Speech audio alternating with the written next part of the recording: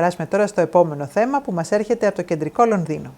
Η Ύπατη Αρμοστεία της Κύπρου, σε συνεργασία με το Κυπριακό Κέντρο του Πανεπιστημίου του Westminster, διοργάνωσαν μια σειρά διαδικτυακών συμποσίων με θέμα τον Covid-19 και τις πολλαπλές και ποικιλόμορφες επιπτώσεις του στην Κυπριακή Ομογένεια στη Βρετανία.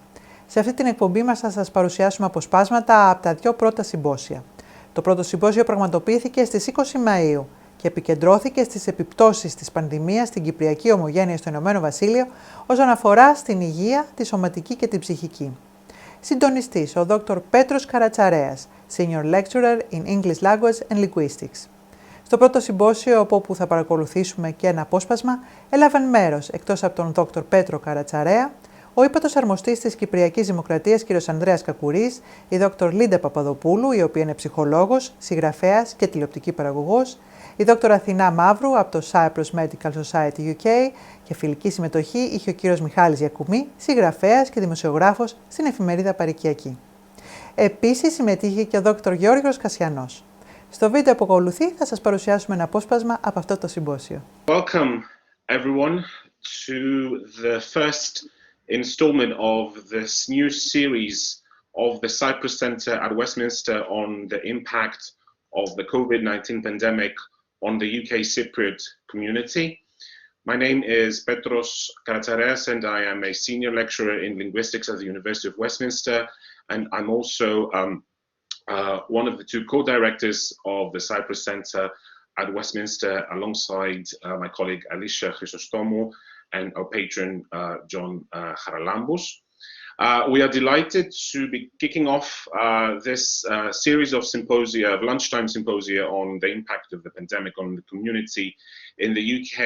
And today we're going to be focusing on the topic of health, as this is first and foremost a health crisis. And we have a star-studded lineup of speakers from across the many aspects of the activity of the community, who will be sharing with us their thoughts and perspectives on today's topic. Before we start today, we are joined. We're honoured and delighted to be joined this afternoon by His Excellency the High Commissioner of Cyprus in the UK, Mr. Anδρέας Κακουρής.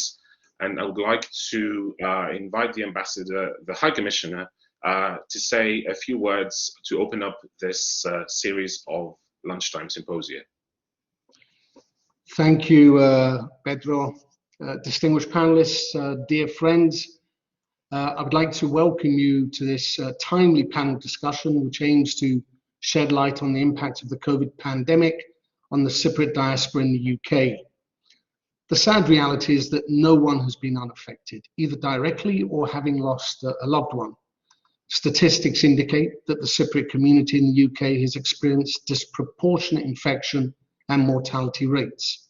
Equally, the physical, mental and financial repercussions and scars on so many have been heart-wrenching to witness. For more than a year now, the entire world has been suffering the consequences of the pandemic.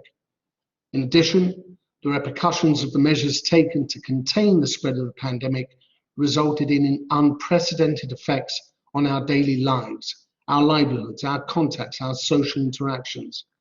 Extraordinary, yet pressing dilemmas: lives versus livelihoods, mental health versus possible transmission of a deadly virus. Our community has responded remarkably to the pandemic. Various organisations, including the National Federation of Cypriots, the Cyprus Medical Society UK, and the Cyprus Community Centre, have all tried to alleviate the human suffering by providing medical services and other forms of care and assistance. Food packages being delivered by volunteers, meals on wheels for the elderly who relied on the community centre in North London throughout this period, all provided comfort at a time of uncertainty and hardship, and in many cases loneliness. Similarly, the community newspapers and radio station have played their part as well, and we are immensely indebted to them all. Today, what do we all want more than anything else? A return to normality in safety. Now that we can see light at the end of the tunnel, it is important to identify these instances of altruism, community building, and ethical and moral support. Special thanks go to the distinguished members of the panel who are gathered on this online platform today to share their own experiences of the pandemic, as well as research results, statistics, and data in the field of their expertise. Namely, I would like to thank Dr. Línda Pαπαδοπούλου, Dr. Αθηνά Μαύρου, Dr. Hussein Jakal, Mihálης Gιακουμή, and Lorna Vasiliadi. Last but not least, very special thanks to Dr. Gеώργιος Κασσιανός, UK National Immunisation Lead for the Royal College of General Practitioners, who has kindly made himself available to respond to any queries regarding the vaccination programme of the UK government. Together with George, we're looking at how we can spread the word to the community regarding the necessity to be vaccinated and address concerns, whether real or perceived. I would like to take this opportunity to invite all members of our community to go and get the jab as soon as it is offered to them. By all accounts, it is our path to a safer future and has already shown that it is indeed working. Today's panel is the first of a series of lunchtime symposia addressing the COVID effects on our community, which the Cyprus High Commission is co-organising with the Cyprus Centre at the University of Westminster. In fact, the first university event that I attended after my arrival in the UK was with the Cyprus Centre. Seems so long ago now. And the Cyprus Centre has been actively involved in promoting and engaging on Cyprus-related issues since 1988 through conferences, symposia, professoral lectures, seminars, exhibitions and book launches in London, Cyprus and Greece. The Centre has organised conferences and seminars, each with the aim of addressing current concerns or areas of interest to Cyprus and the UK Cypriot community. And themes covered today include that of identity, archaeology, culture, heritage, maritime traditions and tourism, to mention a few. A great many of these events have been undertaken in partnership with the High Commission, and as High Commissioner, I am most pleased to see that this robust relationship is going from strength to strength, and that COVID has not dampened the enthusiasm to explore areas and avenues of cooperation. Let me take this opportunity to thank Dr. Elisha Chrysostomou, Dr. Pέτρος Καρατσαρέας, and Professor John Haralambous from the Cyprus Centre, as well as my cultural counsellor, Dr. Marios Psaras. This productive collaboration between the High Commission and the Cyprus Centre, today's initiative being a prime example, allows for a truly expanded discussion, inclusive of the wider Cypriot diaspora in the UK. Finally, I'm confident that today's panel discussion, indeed I'm certain the other two panel discussions that will follow in the coming weeks, will be interesting, insightful and helpful. Thank you very much. Thank you, Your Excellency. Thank you for your most kind words and for setting the frame so perfectly. You've done part of my job, as I was going to introduce our panelists today, so I can take that off my list. Thank you for that. And in the interest of time and knowing that we only have 1 hour for the event, I'd like now to invite our panelists to make their contributions. I'll briefly introduce each of the persons that are with us today, and I'd like to invite our participants to use the chat function of our platform to address any questions. We will be monitoring the chat and we'll be curating the questions to our panelists at the end of their contributions. So this first speaker for today is Dr. Línda Papαδopoulu, who is a chartered psychologist and associate fellow of the British Psychological Society, an author and broadcaster. Having built an outstanding reputation in both academia and broadcasting, Dr. Papadopoulos is an active researcher with a prolific publication record. Her work has been published in some of the most highly regarded academic journals and has informed government policy, most notably a highly acclaimed independent review for the Home Office on the effects of sexualization on young people.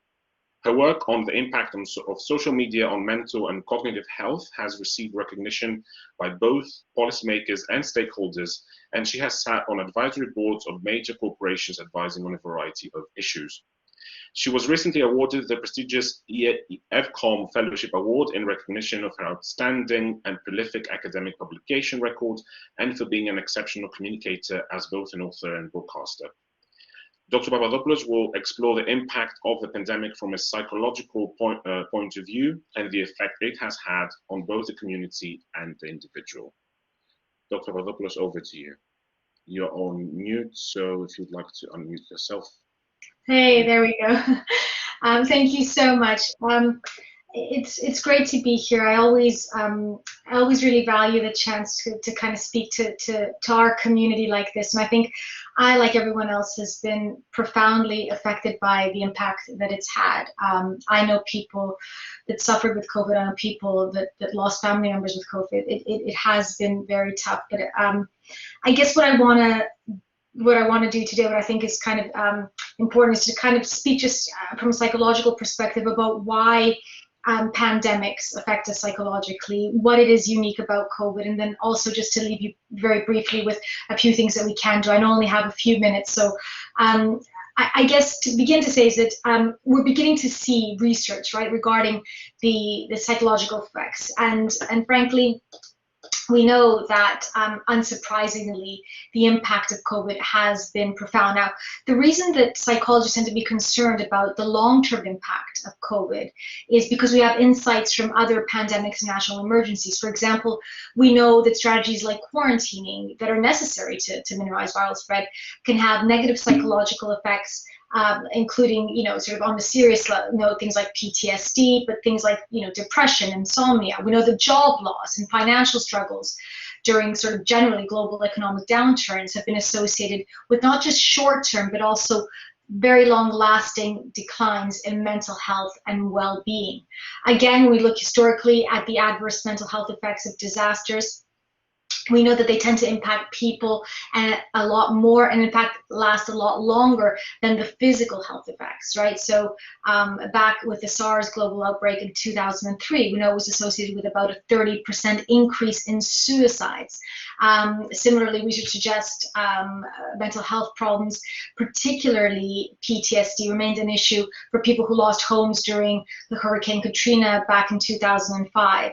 And then beyond that, we have perhaps the more professional aspects of it, right? So we know that all of us that have continued working are reporting a huge incidence in emotional exhaustion. 2 out of 3 people are saying they've experienced some sort of depressive episode. 44% saying that their overall mental health has declined since they've been working from home. And, even reports of Zoom fatigue, I mean, it's brilliant that we can do this like this, but I can, speak as someone who speaks a lot for a living. It's such a shame not to be able to see people's faces to bounce off of them.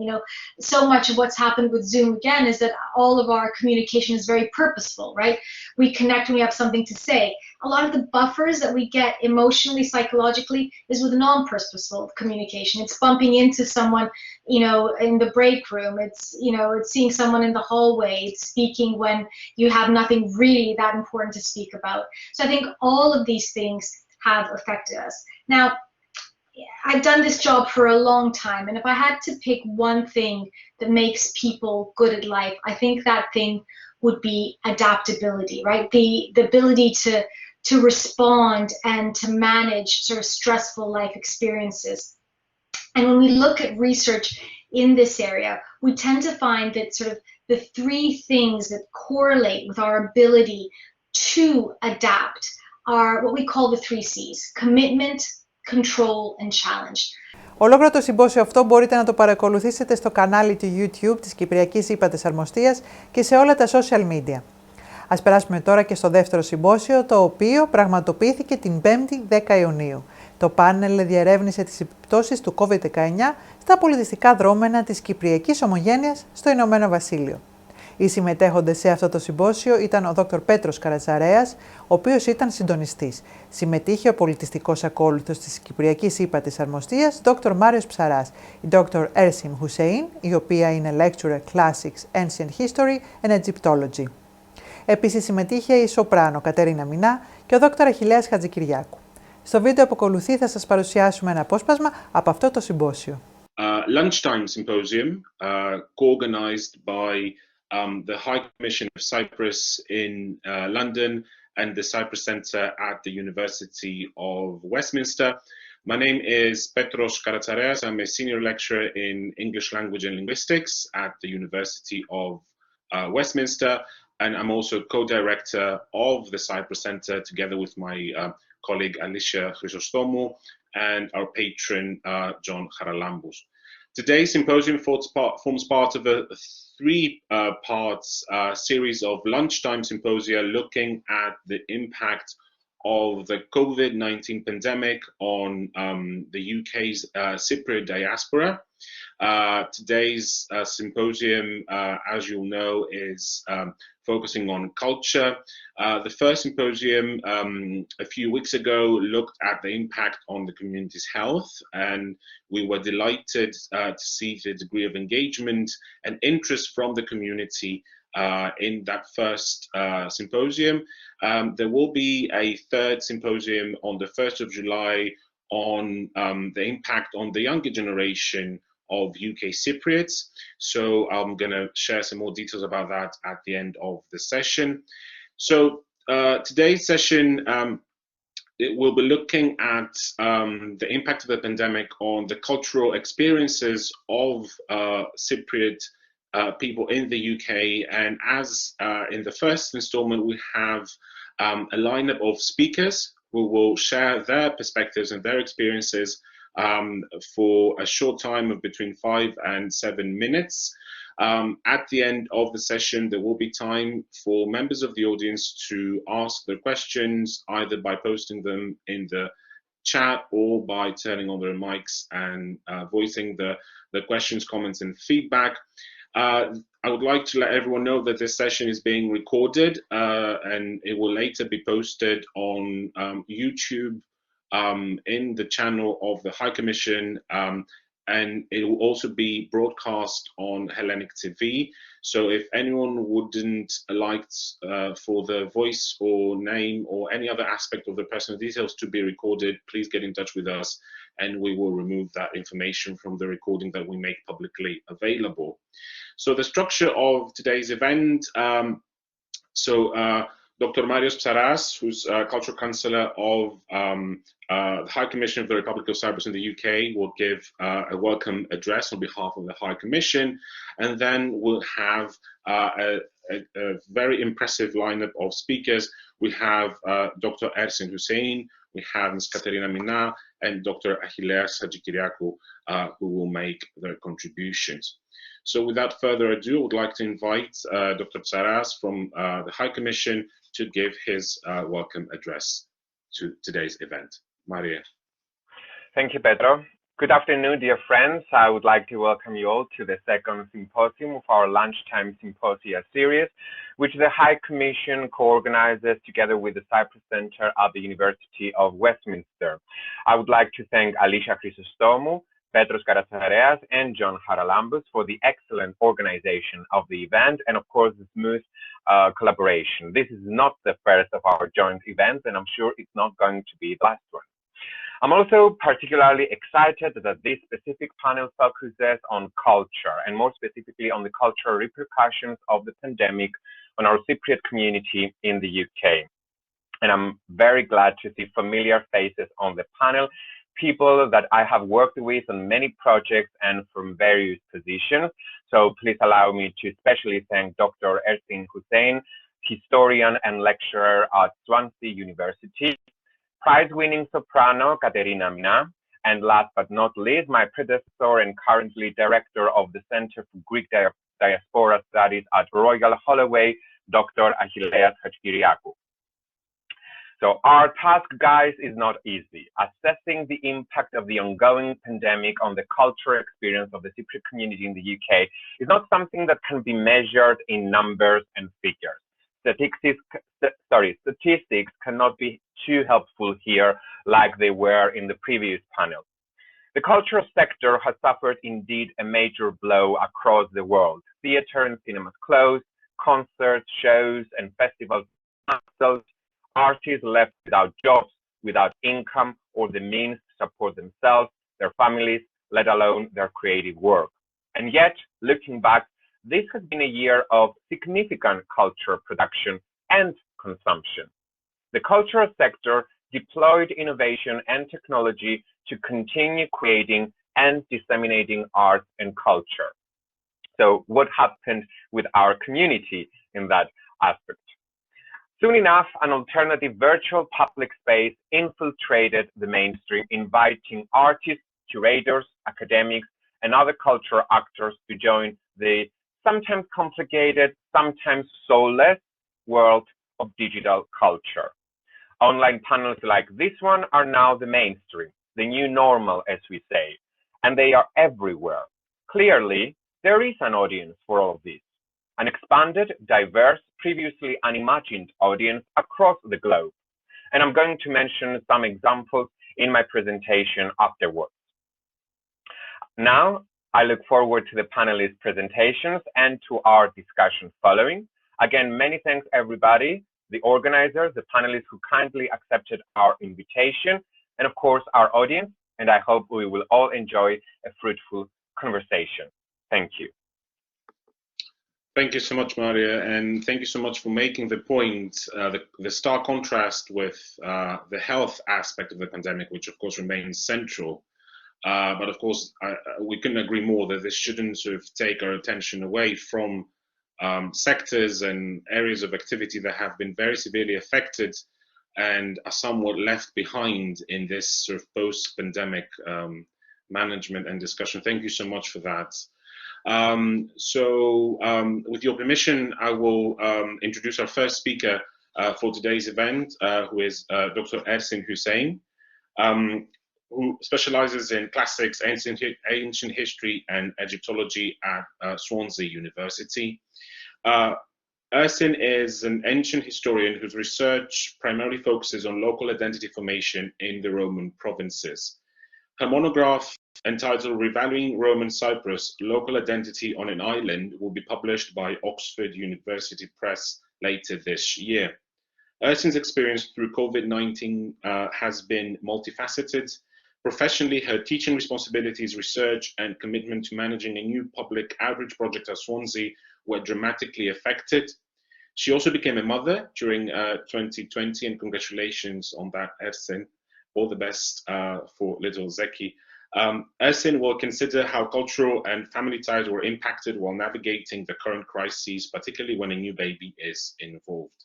The norms in introducing a child to Cyprus and Cyprus culture needed realignment, and this will be also considered in Ersin's contribution. So the floor is yours, Ersin. We're looking forward to hearing more about your work and your experience. Thank you very much.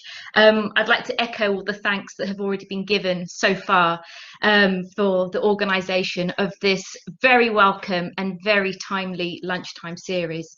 I truly hope to see more events like this focused on Cyprus on an online platform as we sort of come out of this global crisis.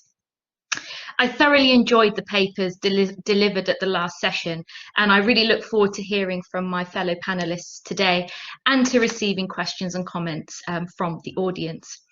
I must admit at this point that I do feel sort of quite nervous presenting today, as I'll be reflecting more on sort of extremely personal issues, obviously becoming a mother during this pandemic.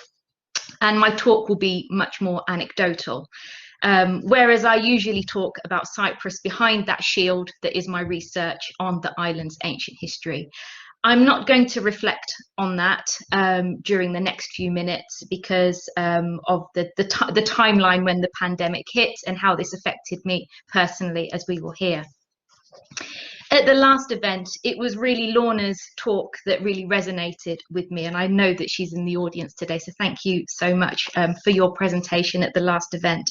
Particularly Lorna's observations regarding Cypriots really needing to visit Cyprus to connect with their cultural heritage.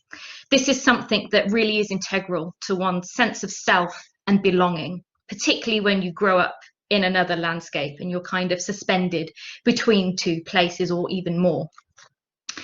As we know, the pandemic has really brought many challenges to all of us as we sort of navigate and negotiate these issues. And it has overall brought the joys and challenges of existing in multiple worlds into much sharper focus. And this is really what lies at the heart of what I wish to say about cultural production and identity and cultural heritage, and how we negotiate that and express ourselves wherever we are as Cypriots. This is also something that's really important for me because, to be honest, at times it's not an easy existence belonging to different places at the same time. So personally, all my family are from Cyprus, but I was born, I was raised, and I live now in the UK. And I've always felt an incredible sense of longing for and belonging to Cyprus. Becoming a mother during this pandemic has really made me, like many others, regardless of their personal circumstances, think harder about what it meant growing up in the UK, what it meant for me, and what it might mean for my family, and in particular, my son.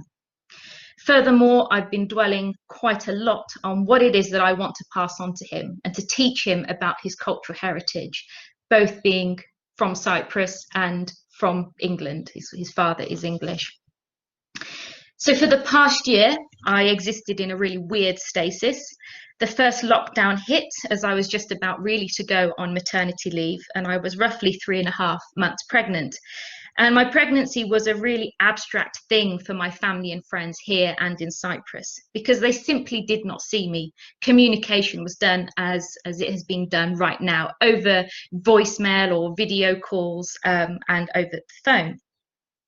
What should have been a time of preparing to welcome a new addition to the family was one of really great anxiety and isolation. Like many here, I imagine, I was worried deeply about my family, both here and in Cyprus, and contact with them was dominated by news of the pandemic, relaying those well wishes and concerns via WhatsApp and the like. So this was all going on in the background. My son was born in September. His arrival was far from plain sailing. And like many women across the country, unable to have their birth partners with them in hospital, I went through much of that whole process on my own and without someone to comfort and advocate for me, which was, to be honest, very frightening and traumatic. And undoubtedly, I think being with friends and family in person, sharing hugs, stories, experiences, traditions, those rituals, those blessings that are all familiar to us and important as part of family life and being Cypriot, would have really helped in so many ways. It would have marked this important stage in mine and my husband's life, as well as my son, and for my family as well. But it was not meant to be. And I know I am not alone in this experience. This is something that people have experienced in multiple ways because of various situations throughout this pandemic.